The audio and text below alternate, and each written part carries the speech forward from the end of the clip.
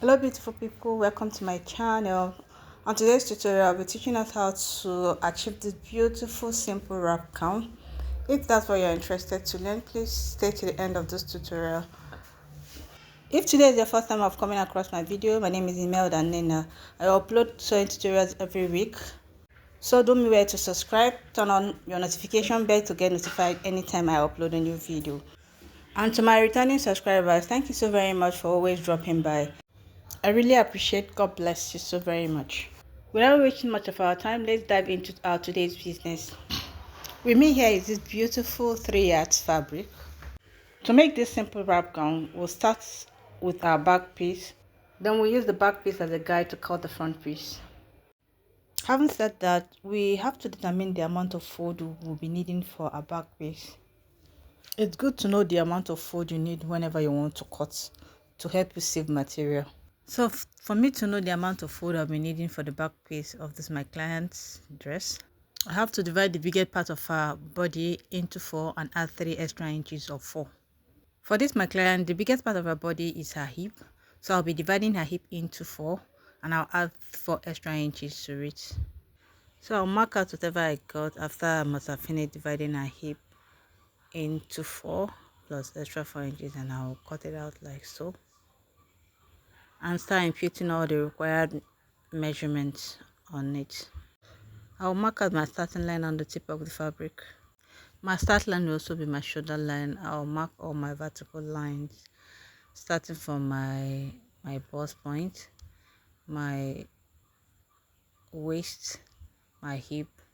Then I'll use the entire fabric for the length of the gown I'm making. I'll roll a line across all my markings horizontally and label them like so. And because I'm marking directly on the fabric, I'll be adding ½ inch to all my measurements. For my neckline, I'm supposed to be marking 3 inches, but because I'm marking directly on the fabric, I'll be marking 2.5. Then the back neck depth will be 1.5. I'll impute my shoulder divided by 2 and my shoulder slope of ½ inch. My shoulder slope is supposed to be 1 inch, but because I'm marking directly on the fabric, I'll be using ½ inch and I'll connect to the neckline like so. For my shoulder slope, I'll mark my armhole line of 8 inches and roll across it with a straight line, and that automatically becomes my chest line. I'll impute same inches I have on my shoulder on my chest line to form my armhole line. I'll impute my bust circumference divided by 4 on the chest line plus 3 inches for both dart and sewing allowance. I will also come to my waist to impute my waist circumference divided by 4 plus 3 inches for both that and sewing allowance. At my hip, I will also impute my hip circumference divided by 4 plus 1.5 inches sewing allowance. My dart will not be extending there, so there's no need adding an allowance for the dart. I will create my armhole curve like so and connect all of my markings. I'll come to my bust point at my center fold to impute my nipple to nipple divided by 2, which is my bust pan divided by 2, which is 4 inches. Then I'll go to my hip line, come up by 5 inches. That is where my dart will be stopping. I'll connect all of the dots to a straight line. When I'm done, I'll mark ½ inch on the side and mark ½ inch on the other side. The ½ inch I marked out to be for the dart, so I'll do same on the other side of this back piece. The next thing is to cut out all of my marking. If you've watched up to this point and you've not subscribed to our channel, please do well to subscribe and turn off your notification bell to get notified anytime we upload a new video.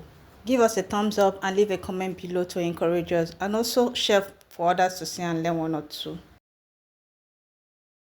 So I'll be folding another fabric into 2 like so, using the back piece to know the amount of fold I'll be needing for the front piece. But before then, I'll be marking out 6 inches for my wrap. The reason why I'm marking 6 inches is that the client I'm making this dress for said she wanted the wrap to wrap very well. She wanted to wear wrapped, so I have to mark 6 inches for it. Normally, 4 to 5 inches will be fine for any wrap dress. So when I'm done marking out the 6 inches for the wrap, I will connect it straight down to the hem. The next thing I'll be doing is to introduce my back piece. I'll be placing it on top of this one, starting from the 6 inches line I marked out for my wrap, as you see me doing on the screen. So I will arrange properly to make sure everything is in place. I'm going to be extending all my vertical lines across the 6 inches like so. I will also trace out my neckline on my front piece so that I will know how to get about it when I'm marking out the neckline for the front piece. So for my front piece neck depth, I will be marking a slant line from where I chalked for my neck width to my waist line.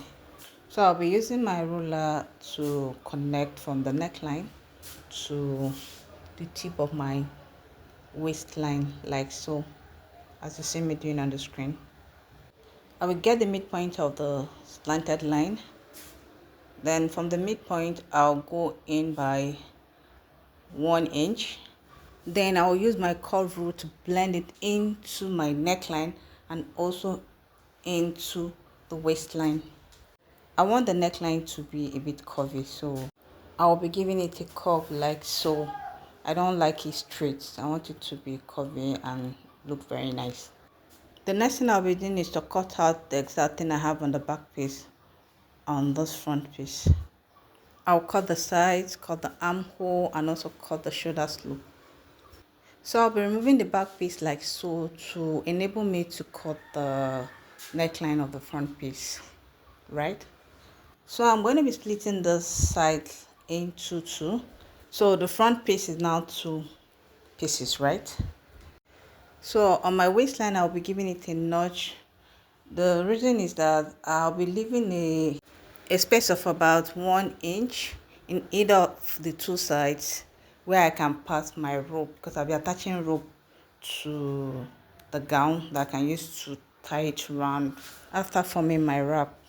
So I'm going to get another piece of the fabric for my sleeve. So I'll fold it into 2. I'm cutting the both sleeves together. I'll fold it into 2 to cut out my sleeve for the dress. So I believe you all know how to cut out a basic sleeve, because that's exactly what I'll be doing here. Just cut out my basic sleeve and attach straight up. For how to cut a basic sleeve, I think I've dropped a tutorial on how to go about basic sleeve, so you can scroll up or scroll down, sorry, to watch it and learn 1 or 2 there. So I'm cutting out my basic sleeve. I've marking out the length of the sleeve. From the length, I'll come down by 4 inches for the cap and mark out my sleeve curve just the normal way we do when we're marking out our basic sleeve. There's no hard thing in it, just mark out your basic sleeve and that is it. Here I'm trying to ensure I have my armhole length divided by 2, and I'll add my sewing allowance to it. I will also impute the length of my sleeve opening and also my sewing allowance. The next thing is to connect the 2 dots together and cut it out. Always remember to notch the midpoint of your sleeve to aid you when you are fixing it to the dress. I will also fold out some fabrics to cut out my belts. I'll be having 2 pieces of the belt for the 2 front pieces. The piece for my belt is 3 inches for the width and 1.5 yards for the length. So on fold, I'll be having 1.5 inches for the width and 1.5 yards for the length. So by the time I finish sewing, I'll be having 1 inch for the width. So the next thing I'll be doing is to head to the machine to sew it up.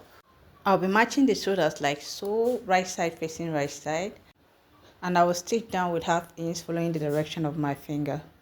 This is what it will be looking like after stitching it down on the shoulder. So I'll take it to the ironing table to give it a good press. I've also gone ahead to hem the neckline. I've hemmed it, and also the tip of the 6 inches I added for the wrap. I've also hemmed that side and giving it a good press. They are all set and ready. So the next thing I'll be doing now is to attach my sleeve to the dress. At the mid center where I notch on my sleeve, I'll be I'll be aligning it with the joining at the shoulder, right side facing right side. I'll pin all around and head to the machine to sew it up. I will also do same thing to the other side of the sleeve. As you can see, I'm done joining the sleeves, and I've also closed up the two sides of the dress, and I've given it a nice press. The outcome is so beautiful. I'm loving what I'm seeing already. The gown is 98% ready, just to do some little finishing touches to it. The next thing is for me to attach my belt to the gown. And to do that, I'll just get one of the belt, pin on the waistline where the neck depth stopped, and do same to the other side, and head to the machine to sew it up. So this is the belt after I must have finished attaching it to the dress. Our dress is ready, fully ready to be rocked. Remember I said that we're going to be leaving a space of 1 inch on any of the side of the gown on the waistline. So this is the 1 inch, the space of 1 inch I left on the side. So I'll be passing my rope through that 1 inch to form my wrap. With this note, we'll come to the end of today's tutorial. Don't forget to give us a thumbs up, comment and share so that others will see and learn too. And also subscribe to our channel if you have not done so. Also turn on your notification bell to get notified anytime we upload a new video. Thanks for watching. See you in my next video. Bye. I love you.